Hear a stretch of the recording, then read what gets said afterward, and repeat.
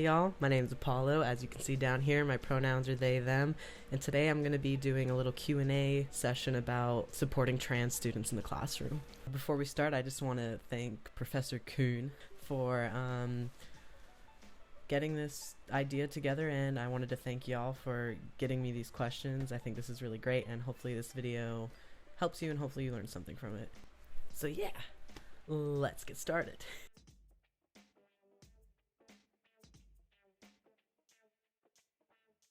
I think this is a great question. This is actually something that I spend a lot of time thinking about because right now I'm studying to become an elementary school teacher like a lot of you. So thinking about how I want to approach identity and talking about it in the classroom is something that I personally struggle with. To answer the question, for me, I think what would have been helpful is kind of normalizing the idea that gender is more than what society has made it. Like, it's more than your biological sex and what body you were born in. And I personally don't believe this has to be in the form of a actual lesson on gender identity, especially with the younger kids, because they're not thinking about it even if they are cis. I think that this would look like maybe eliminating the boys versus girls thing, or eliminating like really cis-normative gendered talk in the classrooms and shutting it down when you hear it. Like I said, I don't think it's necessary to have a unit on it for younger kids, because if you just take away that, again, that cis-normative language at a young age, it never gets developed into their vocabulary. It's nothing they learned, because I do think that gender is totally environmental and something that we're conditioned to have and believe in.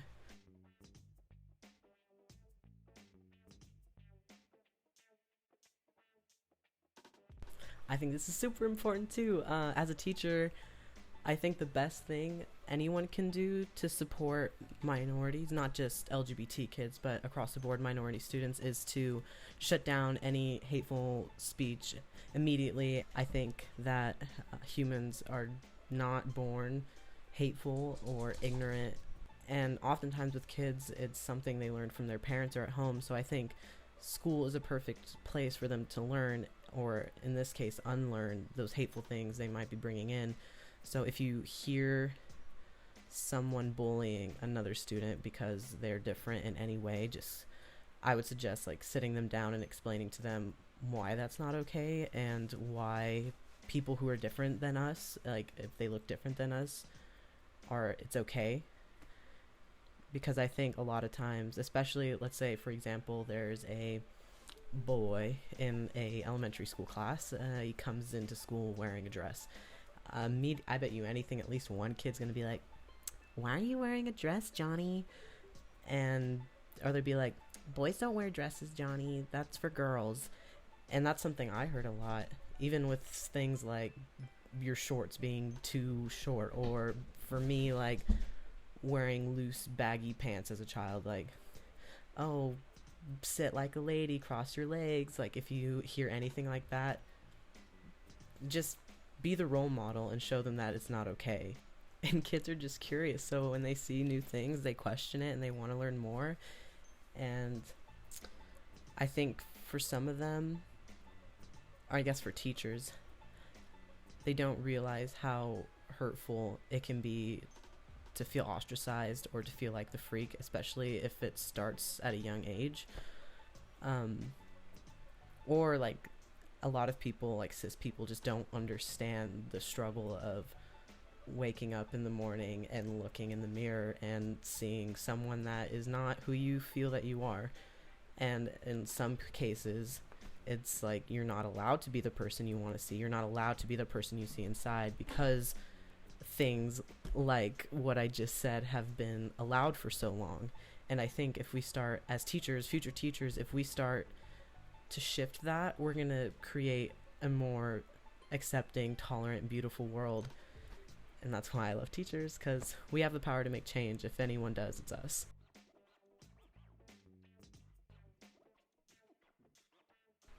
Coincidentally, the thing that's been hardest for me to cope with since I started my transition is also related to becoming a teacher and stuff.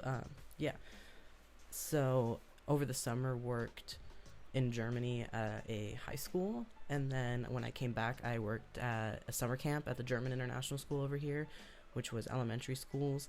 And since I'm so, not so far, but since I'm like starting to grow facial hair and be more cis assumed, the kids don't really question whether I'm a man or a woman or whatever. They just assume that I'm a dude. And even though you'd think that would be affirming, it's been probably the hardest thing for me to deal with, because for me, transphobia is so internalized that I feel like I'm fooling them, like I'm tricking them and I'm hiding from them. And if they find out that I'm trans, like, they won't respect me anymore, or I'm gonna lose my position in my jobs, I'll get fired. And it just feels like I'm keeping this big secret because I don't know if it's my place to tell students that I'm trans. In all honesty, as far as public restrooms go, I just avoid them altogether, because even though I live in Portland, using the women's restroom still makes me feel extremely uncomfortable. And going into the men's restroom terrifies me because of all the stories you hear of trans people getting beat up in the bathrooms. So unless there is a specific gender neutral bathroom, which my university has a lot of, I just hold it, which is super good for the health.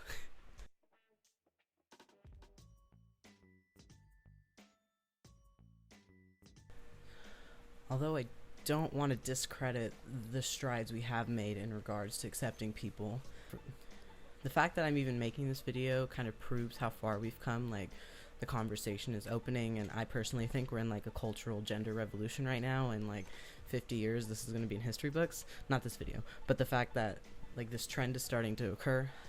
So that's obviously exciting, but I do honestly believe that, as not just in the United States, but the world as a whole has become a lot more openly racist and hateful since Trump's election in 2016. It just says something when a country votes in a guy who is openly misogynistic and openly racist, and talking about building walls to keep people out and putting bans on certain people from coming into the country and not allowing certain people to serve in the military. Like, that opens the door for so much. If the leader of a country can do this, why can't some guy on the street with access to a gun do it? And it's hard, I think, to see all the shitty stuff that's happening and still keep in mind that we are making progress. But yeah, I don't think that the fact that we are getting better makes the bad stuff any less valid, because there's a lot of things we need to fix. And I've said it once, I'll say it 1,000 times. I really do believe that education and good teachers are the first step to carving that path towards a better world where everyone is allowed to have a voice and take up space and just be themselves authentically and truthfully. Because, like I said before, I don't think people are just born with this hate in them. I think that people are just afraid of things they don't understand or don't know or aren't exposed to. So if we teach people at a young age that different is okay and different doesn't have to be scary, I think that's the key to working towards that idea of true acceptance. Yeah, I think hateful adults are just like often privileged, mostly white people who haven't been exposed to anything other than other privileged white people, so anything that threatens that lifestyle, they just want to shut down. And I think that is ignorant, cowardly, and is something we need to change, and I think teachers can do it. And that's why I want to become a teacher, to empower people, and I want to teach people how to empower each other, because if we create a world like that, I think we might have a shot at making it. And to answer the second part of your question, having empowering teachers and having teachers who lifted me up rather than making me feel awful about who I was. For example, Professor Kuhn. that saved me, I think. When I was in high school, I was in a small town, and being genderqueer, being trans was kind of like the butt of all jokes. Like, did you just assume my gender? And teachers would throw out, I identify as a helicopter, and stupid shit just like that all the time.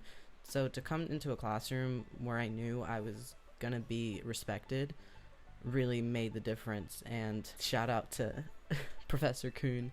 Also, it's so cool to be calling you Professor Kuhn, because when I had you, you were just Frau Kuhn. But yeah, you guys are lucky to have her, because she saved my life in high school. I would not still be here today if I hadn't had her for a teacher.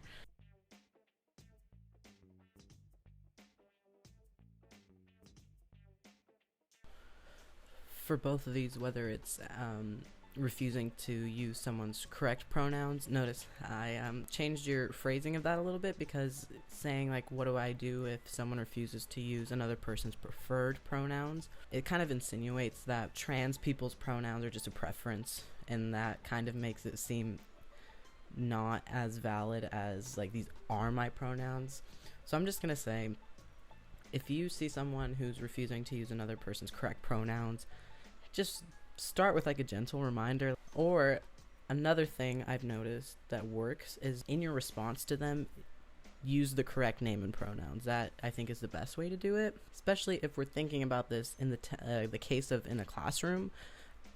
Once again, I just think leading by example, being that role model, showing them how to use someone's real name versus their dead name, and that is the best way to do it. And then if it becomes more of an issue, like, be willing to talk to kids about it. I think the key is having a conversation about it, especially with younger kids, and explaining to them why we're changing the name. It doesn't have to be an in-depth thing, but just like, oh, well, now they go by this new name, and that's just who they are. Think of it like a nickname sort of thing.